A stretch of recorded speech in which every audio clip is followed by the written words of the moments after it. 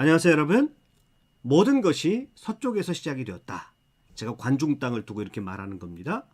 우리는 중국 문화를 생각할 때 중원에서 중국 문화가 시작이 되었다라고 그렇게 생각하기가 쉽습니다만은 사실은 중국 문화의 모든 원형적인 것들은 이 관중 땅에서 비롯되었다라고 그렇게 봐야 할 것입니다. 그래서 오늘은 이 관중이 지니는 역사적인 가치와 관중의 유래에 대해서 살펴보는 시간 갖도록 하겠습니다. 지난 시간에 제가 중국 지도에 대해서 말씀을 드렸었는데요. 제2 지역 중에서 이 가운데 지역 진령산맥과 대파산맥이 가로지르고 있습니다. 이 진령산맥과 대파산맥을 중심으로 해서 사기와 삼국지에서 아주 중요한 지명이 세 개가 등장을 하지요. 바로 관중 땅, 한중 땅, 파촉 땅이 그것입니다. 오늘은 이 관중 지방을 집중적으로 한번 살펴보도록 하겠는데요. 구글 지도를 통해서 이 관중 지역을 특정하려면 먼저 황하를 확인해야 됩니다. 황하가 청해성에서 유래해서 동쪽으로 흐르고 있습니다. 황하가 북쪽 오르도스 지방을 돌아서 다시 남쪽으로 내려옵니다. 그리고 다시 동해 쪽을 향해서 틀어서 나갑니다. 그 동쪽으로 틀어서 나가는 서쪽 지역이 바로 관중평원, 관중 땅이라고 합니다. 관중 땅은 딱 지도만 봐도 천의 요새인 것을 확인할 수 있습니다. 자, 동쪽에는 황하가 흐르고 있습니다. 그리고 서쪽도 험한 산지로 이루어져 있고요. 북쪽을 보면 자오령이라는 험한 산지가 차지하고 있는 것을 볼 수가 있습니다. 그리고 그 위에는 황토고원이 펼쳐집니다. 그리고 남쪽을 보면 진령산맥이라고 해발고도 2000m 이상의 높은 산맥이 병풍처럼 둘러싸여 있습니다. 그래서 관중 땅은 대군을 이끌고 쉽게 공격할 수 없는 그런 땅입니다. 그래서 적어도 수성에 있어서는, 나라를 지키는 데 있어서는 탁월한 지형적인 이점을 가지고 있습니다. 그래서 중국 역대 수많은 왕조의 수도가 바로 이 관중 땅에 자리 잡고 있었던 것도 바로 그런 수성의 이점에 있었던 것입니다. 삼국지를 보면 동탁이 형세가 자신에게 불리해지자 당시 수도였던 낙양을 버리고 이 장안으로 들어오는 것을 볼 수가 있습니다. 바로 이런 지리적 이점 때문에 그랬을 겁니다. 초한지에 보면 항우가 관중 땅의 중심인 함양을 정복을 하죠. 그래서 수많은 신하들이 수도를 바로 이곳에다가 세워야 됩니다라고 간청을 합니다. 그럼에도 불구하고요, 항우는 함양성을 태워버립니다. 그리고 자기의 고향 쪽인 팽성으로 가버립니다. 항우가 유비에게 밀렸던 가장 큰 이유 중에 하나가 바로 이 관중 땅의 수도를 잡지 않고 그가 동쪽으로 가서 팽성에다 수도를 잡은 것이 굉장히 중요한 이유 중에 하나였습니다. 그럴 정도로 이 관중 땅은 지리적인 이점이 특출한 곳입니다. 이 관중 지역의 최초의 주인은 주나라였습니다.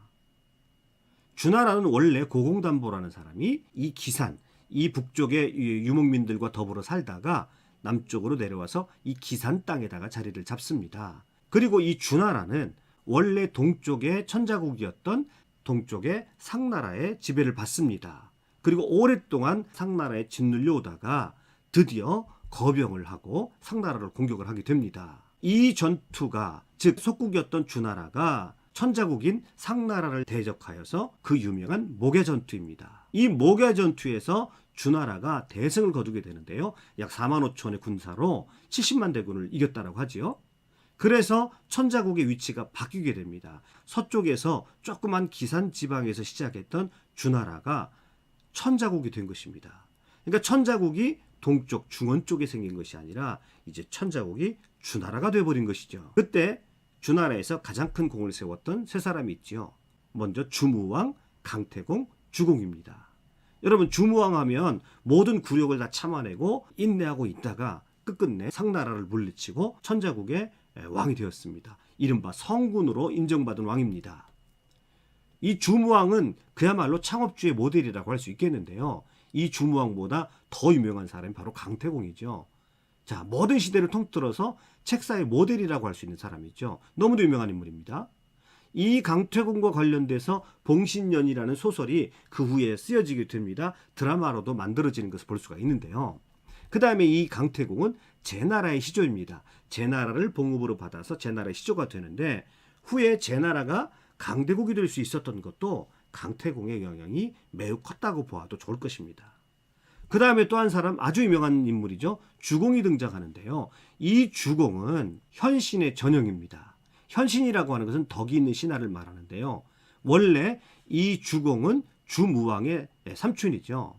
그런데 주무왕이 일찍 죽자 그 후계자들을 잘 섬기게 됩니다. 그래서 주나라의 기틀을 튼튼하게 만든 인물입니다. 그러니까 사실상으로 주나라를 거의 만들다시피 한 인물이라고 볼 수 있겠습니다. 그리고 주공이 했던 또 하나의 업적은 주나라의 사회가치 윤리체계를 완성했다는 것입니다. 소위 예법과 음악을 만들어서 주나라의 기본적인 사회 질서, 가치 질서를 만들어낸 사람이 바로 이 주공입니다. 이 주공은 후에 노나라를 봉급을 받는데요. 그 노나라에서 바로 공자가 나옵니다. 공자의 롤모델이 바로 주공입니다. 사실 공자는 이 주공이 만들었던 제도, 주공이 만들었던 사회를 가장 이상적인 사회로 생각을 했었습니다. 그래서 공자가 얼마나 이 주공을 흠모했는지 그의 몸이 약해져서 주공이 꿈에 나타나지 않았다라고 그렇게 고백하면서 굉장히 공자가 슬퍼했을 정도입니다. 사실 이렇게 보면 중국 문화의 원형이 주나라라고 할 수 있겠습니다. 그래서 제가 모두의 제목을 중국 문화는 서쪽에서 왔다 이렇게 제목을 잡은 것입니다. 더 구체적으로 말하자면 중국 문화의 원형은 모두 이 관중 땅에서 만들어진 것이다 라고 볼 수도 있는 것입니다. 주나라가 상나라를 물리치고 친척들과 공신들에게 땅을 나눠줍니다. 그것을 일컬어서 주나라의 분봉이라고 하죠. 분봉을 하게 되면 어떤 주나라에 속해 있는 가문이나 집단들이 자신들이 봉토를 받은 땅으로 가서 그 지방에서 지배계급을 형성한다라고 하는 그런 의미입니다. 그러니까 이제 천하는 중국은 주나라 왕실을 중심으로 체계적인 질서를 이루어 간다라고 하는 것을 의미하게 됩니다.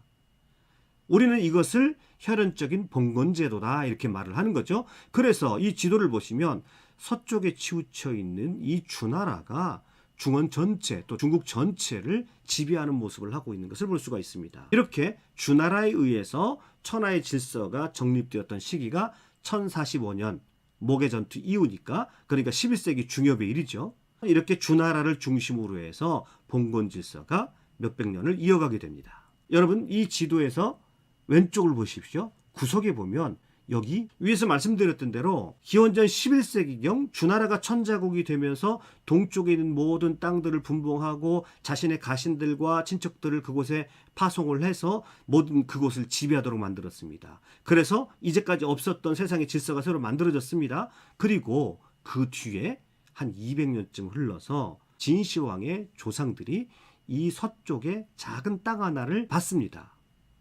그냥 받는 것이 아니고 공이 있었기 때문에 받았겠죠. 주왕의 말 관리를 잘했다는 것이 그것이었습니다. 왕의 말들을 잘 관리했다는 공로로 그는 서쪽의 땅을 조그맣게 받았습니다. 그러니까 다른 사람들은 전부 동쪽을 분봉받았는데 이 서쪽 조그만 땅을 분봉받은 것입니다. 관중 땅 중에서도 한참 서쪽으로 더 가야 됩니다. 다시 구글 지도를 보시죠. 구글 지도를 보면 이 주나라 관중 땅에서 서쪽으로 한참 가서 지금 지명으로요 룽란시에 속하는 조그만 영토를 분봉을 받습니다. 제후국이 아니라 그냥 대부 정도로 분봉을 받은 것이죠. 공을 인정을 받아서요.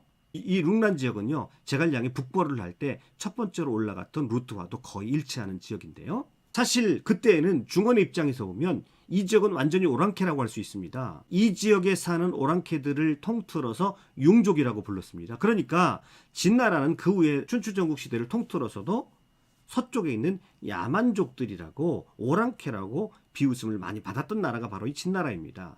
아무튼 진나라가 이곳에 땅을 조그맣게 분봉을 받고 착실하게 세력을 키워나가고 있었는데 이들에게 절호의 기회가 왔습니다.